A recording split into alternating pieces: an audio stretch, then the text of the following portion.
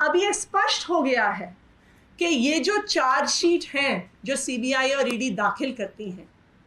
ये सीबीआई और ईडी के दफ्तरों में नहीं लिखी जाती हैं,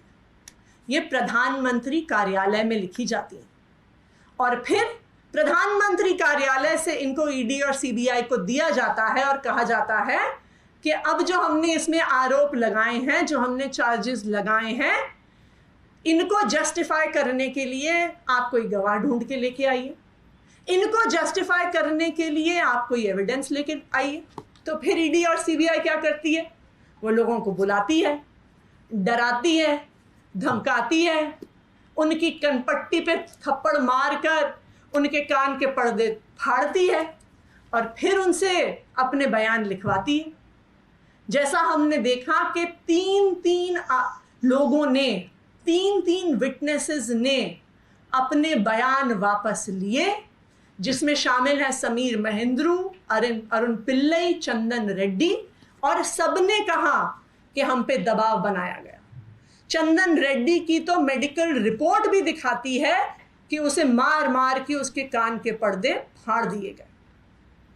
और सीबीआई और ईडी क्या करती है? जब उन्हें कोई ना कोई सबूत दिखाना होता है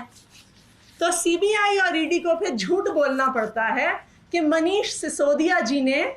एविडेंस डिस्ट्रॉय करने के लिए 14 फोन तोड़ डाले। लेकिन जब हम खुद बिना किसी रिसोर्सेज के थोड़ा जांच करते हैं और फोन के IMEI नंबर निकालते हैं तो पता चलता है कि उस 14 में से 7 फोन तो सीबीआई और ईडी के पास खुद हैं और 7 बाकी फोन अभी भी अंडर यूज हैं। तो ये भी सीबीआई ईडी को जो झूठे एविडेंस प्रेजेंट करने पड़ते हैं उनका पर्दाफाश हो जाता है।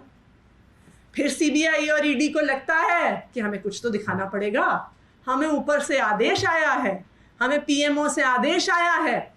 तो फिर वो चार्जशीट में संजय सिंह जी का नाम डाल देते हैं। लेकिन जब संजय सिंह जी उन्हें लीगल नोटिस भेजते हैं तो फिर ईडी को माफी मांगनी पड़ती है और कहना पड़ता है कि जी हमसे गलती हो गई, हमने गलती से संजय सिंह जी का नाम डाल दिया। तो कुल मिलाकर एक चीज अब देश के सामने आ गई है कि जो कुछ भी शराब घोटाले के नाम पर बताया जा रहा है ये सरासर झूठ है, बेबुनियाद है, बिना किसी सबूत के है। कोई भी ऐसा घोटाला नहीं हुआ है। और अब कोर्ट की ऐसी टिप्पणी के बाद जहां पर कोर्ट अपने आदेश में ये कहता है कि किसी भी आरोप के लिए